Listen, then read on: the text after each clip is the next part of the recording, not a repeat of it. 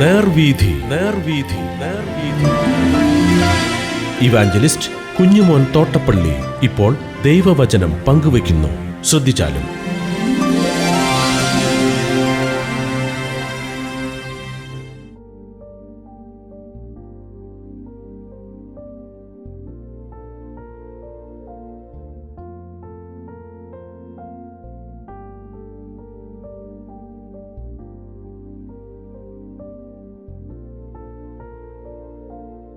യിരെമ്യാ പ്രവചനം 20-ാം അധ്യായം ഞാൻ വായിക്കുന്നത് ശ്രദ്ധിച്ചാൽ. എന്നാൽ യിരെമ്യാവ് ഈ കാര്യങ്ങളെ പ്രവചിക്കുന്നത് ഇമ്മേരിന്റെ മകനും യഹോവയുടെ ആലയത്തിന് പ്രധാന വിചാരകനുമായ പശൂർ പുരോഹിതൻ കേട്ടിട്ട് യിരെമ്യാ പ്രവാചകനെ അടിച്ചു. യഹോവയുടെ ആലയത്തിന് അരികെയുള്ള മേലത്തെ ബെന്യാമീൻ ഗോപുരത്തിങ്കലെ ആമത്തിലിട്ടു. പിറ്റന്നാൾ പശൂർ യിരെമ്യാവിനെ ആമത്തിൽ നിന്ന് വിട്ടപ്പോൾ യിരെമ്യാവ് അവനോട് പറഞ്ഞത്, യഹോവ നിനക്ക് പശൂർ എന്നല്ല, മാഗോർ മിസാബീബ്, സർവത്ര ഭീതി എന്നത്ര പേർ വിളിച്ചിരിക്കുന്നത്. യഹോവ ഇപ്രകാരം അരുളി ചെയ്യുന്നു, ഞാൻ നിന്നെ നിനക്ക് തന്നെയും നിന്റെ സകല സ്നേഹിതന്മാർക്കും ഭീതിയാക്കി തീർക്കും. അവർ ശത്രുക്കളുടെ വാളുകൊണ്ട് വീഴും, നിന്റെ കണ്ണ് അത് കാണും. എല്ലാ യഹൂദയെയും ഞാൻ ബാബേൽ രാജാവിൻ്റെ കയ്യിൽ ഏൽപ്പിക്കും. അവൻ അവരെ പിടിച്ച് ബാബേലിലേക്ക് കൊണ്ടുപോയി വാൾ കൊണ്ട് കൊന്നുകളയും.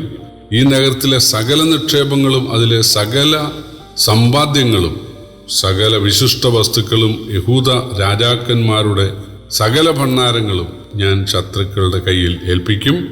അവർ അവയെ കൊള്ളയിട്ട് ബാബേലിലേക്ക് കൊണ്ടുപോകും. എന്നാൽ പശൂരെ, നീയും നിന്റെ വീട്ടിൽ പാർക്കുന്ന എല്ലാവരും പ്രവാസത്തിലേക്ക് പോകേണ്ടി വരും. നീ നിന്റെ വ്യാജപ്രവചനം കേട്ട നിന്റെ സകല സ്നേഹിതന്മാരും ബാബേലിലേക്ക് ചെന്ന് അവിടെ വെച്ച് മരിക്കും, അവിടെ അടക്കപ്പെടുകയും ചെയ്യും. യഹോവേ, നീ എന്നെ സമ്മതിപ്പിക്കുകയും ഞാൻ സമ്മതിച്ചു പോവുകയും ചെയ്തു. നീ ബലം പ്രയോഗിച്ച് ജയിച്ചിരിക്കുന്നു. ഞാൻ ഇടപെടാതെ പരിഹാസ വിഷയമായിരിക്കുന്നു. എല്ലാവരും എന്നെ പരിഹസിക്കുന്നു. സംസാരിക്കുമ്പോഴൊക്കെയും ഞാൻ നിലവിളിച്ച് സാഹസത്തെയും ബലാത്കാരത്തെയും കുറിച്ച് ആവലാതി പറയേണ്ടി വരുന്നു. അങ്ങനെ യഹോവയുടെ വചനം എനിക്ക് ഇടപെടാതെ നിന്ദയ്ക്കും പരിഹാസത്തിനും ഹേതുവായിരിക്കുന്നു. ഞാൻ ഇനി അവനെ ഓർക്കുകയില്ല, അവൻ്റെ നാമത്തിൽ സംസാരിക്കുകയില്ല എന്ന് പറഞ്ഞാലോ അതെൻ്റെ അസ്ഥികളിൽ അടയ്ക്കപ്പെട്ടിട്ട് എൻ്റെ ഹൃദയത്തിൽ തീ കത്തും പോലെ ഇരിക്കുന്നു. ഞാൻ സഹിച്ച് തളർന്നു, എനിക്ക് വഹിയാതെയായി. സർവത്ര ഭീതി, ഞാൻ പലരുടെയും ഏഷണി കേട്ടിരിക്കുന്നു. കുറ്റം ബോധിപ്പിപ്പീൻ, ഞങ്ങളും അവനെക്കുറിച്ച് കുറ്റം ബോധിപ്പിക്കാം. നാം അവനെ തോൽപ്പിച്ച് അവനോട് പക വീട്ടുവാൻ തക്കവണ്ണം പക്ഷേ അവനെ വശത്താക്കാം എന്ന് എൻ്റെ വീഴ്ചയ്ക്ക് കാത്തിരിക്കുന്നവരായ എൻ്റെ ചങ്ങാതിമാരൊക്കെയും പറയുന്നു. എന്നാൽ യഹോവ ഒരു മഹാവീരനെ പോലെ എന്നോട് കൂടെ ഉണ്ടാകയാൽ എന്നെ ഉപദ്രവിക്കുന്നവർ ഇടറി വീഴും. അവർ ജയിക്കയില്ല. അവർ ബുദ്ധിയോടെ പ്രവർത്തിക്കായികയാൽ ഏറ്റവും ലജ്ജിച്ചു പോകും. ഒരിക്കലും മറന്നു പോകാത്ത നിത്യ ലജ്ജയോടെ തന്നെ. യിരെമ്യാ പ്രവചനം 20-ാം അധ്യായത്തിൽ വളരെ പ്രധാനപ്പെട്ട കുറേ വാക്യങ്ങൾ നമ്മൾ വായിക്കാനിടയായി. അതായത് യിരെമ്യാവ് പീഡിപ്പിക്കപ്പെടുകയാണ്. അതായത് കള്ളപ്രവാചകന്മാരാൽ അവരുടെ നേതാവായ പശൂർ എന്ന പുരോഹിതനാൽ യിരെമ്യാവ് പീഡിപ്പിക്കപ്പെടുകയാണ്. അദ്ദേഹം യിരെമ്യാവിനെ അടിച്ചു, പിന്നീട് ആമത്തിലിട്ടു. ദേവാലയം സ്ഥിതി ചെയ്യുന്ന യെരുശലേം തകർക്കപ്പെടുമെന്നുള്ള യിരെമ്യാവിൻ്റെ പ്രവചനം കേട്ട ദേവാലയത്തിൻ്റെ പ്രധാന വിചാരകനും ഇമ്മേരിൻ്റെ മകനുമായ പശൂർ പുരോഹിതൻ യിരെമ്യാവെ അടിക്കുകയും ആമത്തിലിടുകയും ചെയ്തുവെന്നാണ് ആദ്യ ഭാഗത്ത് നാം കണ്ടത്. പിന്നീട് യിരെമ്യാവെ തുറന്നു വിട്ടപ്പോൾ പശൂരിനോട് ഉടനെ സംഭവിക്കാൻ പോകുന്നവ പറഞ്ഞു. ബാബേൽ രാജാവ് വന്ന് യഹൂദ സ്ത്രീ പുരുഷന്മാരെ പിടിച്ചുകൊണ്ടുപോയി കൊല്ലാനും സകല സമ്പത്തും കവരാനും ദൈവം ഇടയാക്കും. പശൂരും സ്നേഹിതന്മാരും ബാബേലിൽ എത്തി അവിടെ വെച്ച് കൊല്ലപ്പെടും, അവിടെ അടക്കപ്പെടും എന്ന് പറഞ്ഞു. 7 മുതൽ 10 വരെയുള്ള വാക്യങ്ങൾ തനിക്കുണ്ടായ പീഡനിമിത്തം യിരെമ്യാവ് ദൈവത്തോട് സങ്കടം പറയുകയാണ്. യഹോവ എന്നെ സമ്മതിപ്പിച്ചു, അതിനാൽ ഞാൻ സമ്മതിച്ചു. എന്നാൽ എൻ്റെ സ്നേഹിതന്മാരായ പുരോഹിതരുൾപ്പെടെ എന്നെ നിന്ദിക്കുകയും പരിഹസിക്കുകയും ചെയ്യുന്നു. ഞാൻ സഹിച്ച് തളർന്നിരിക്കുന്നു. ഇയ്യോബ് ചെയ്തതുപോലെ യിരെമ്യാവ് തൻ്റെ ജനന ദിവസത്തെ ശപിക്കുകയാണ്. കാരണം അത്രമാത്രമായിരുന്നു അവർ തന്നോട് ചെയ്തത്. എന്നാൽ ഞാൻ ഇനി പ്രവചിക്കാതെ മൗനമായിരിക്കാമെന്ന് ചിന്തിച്ചാൽ അതിൻ്റെ അസ്ഥികളിലും ഹൃദയത്തിലും തീ കത്തുന്നത് പോലെയാണ്. ചിലർ എന്നെ ചതിച്ച് പിന്തിരിപ്പിക്കാനും ശ്രമിക്കുന്നു. 11-ാം വാക്യം, എന്നാൽ യഹോവ ഒരു മഹാവീരനെ പോലെ എന്നോട് കൂടെയുണ്ട്.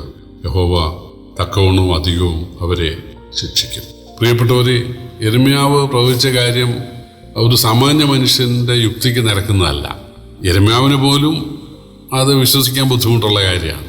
കാരണം ദൈവം മോശയ്ക്ക് അരുളപ്പാട് കൊടുത്താണ് സമാഗമന കൂടാരം പണിത്. അതുപോലെ ശലോമോൻ ദേവാലയം പണിയട്ടെ എന്ന് ദൈവമാണ് പറഞ്ഞത്. അതിൻ്റെ അളവും കാര്യങ്ങളും എല്ലാം ദൈവഹിതപ്രകാരമായിരുന്നു. വളരെ ചെലവ് ചെയ്ത് സ്ഥാപിച്ച ആ ദേവാലയത്തിൽ ദൈവത്തിൻ്റെ വ്യവസ്ഥ അനുസരിച്ചാണ് കാര്യങ്ങൾ നടന്നിരുന്നത്. ദൈവം അവിടെ വസിച്ചിരുന്നു. ആ ദേവാലയം തകർക്കപ്പെടും, ചുട്ടരിക്കപ്പെടും എന്ന് ഒരു പ്രവാചകൻ പറഞ്ഞാൽ അത് ദൈവം തന്നെയല്ലേ? ദൈവം ആ ദേവാലയത്തെ കാക്കുകയില്ലേ? അപ്പോൾ ദൈവത്തിന് കാക്കാൻ കഴിയുകയില്ലെന്നല്ലേ ഇയാൾ പറയുന്നത്? പ്രിയപ്പെട്ടവരെ, അവര് ദൈവത്തെക്കാൾ ദേവാലയത്തെ സ്നേഹിച്ചു, ദൈവത്തെക്കാൾ യാഗങ്ങളെ സ്നേഹിച്ചു, ദൈവത്തെക്കാൾ പുരോഹിതന്മാരെയും പ്രവാചകന്മാരെയും സ്നേഹിച്ചു. അതുകൊണ്ടാണ് ദൈവം അവരെ ശിക്ഷിക്കാൻ ഒരുങ്ങിയത്. പ്രിയപ്പെട്ടവരെ, നമ്മൾ ദൈവത്തിന് പകരം വേറൊന്നിനെ സ്നേഹിച്ചിട്ട് കാര്യമില്ല. ചില ആളുകൾ ദൈവം മനുഷ്യനായ യേശുവിന് പകരം യേശുവിൻ്റെ അമ്മയെ സ്നേഹിക്കുന്നവരാണ്, യേശുവിൻ്റെ അപ്പോസ്തലന്മാരെ സ്നേഹിക്കുന്നവരാണ്.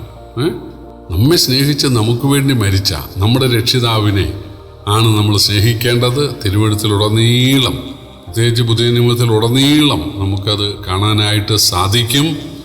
അത് കാണാൻ ദൈവം ഏവരെയും സഹായിക്കട്ടെ. എന്തായാലും യിരെമ്യാവ് ഈ പീഡകളൊക്കെ സഹിച്ചുകൊണ്ട് യിരെമ്യാവ് ഇസ്രായേലിന് വരാൻ പോകുന്ന ദോഷത്തെ, ദൈവം നൽകാൻ പോകുന്ന ശിക്ഷയെ അദ്ദേഹം വിവരിച്ചു പറയുവാൻ ഇടയായി തീർന്നു. പക്ഷേ ഒരു ഫലവും അതുകൊണ്ട് ഉണ്ടായില്ല. നോഹയുടെ കാലത്ത് നോഹ വളരെ വർഷങ്ങൾ മാനസാന്തരത്തെക്കുറിച്ച് പ്രസംഗിച്ചെങ്കിലും ഒരു ഫലവും ഉണ്ടായില്ല.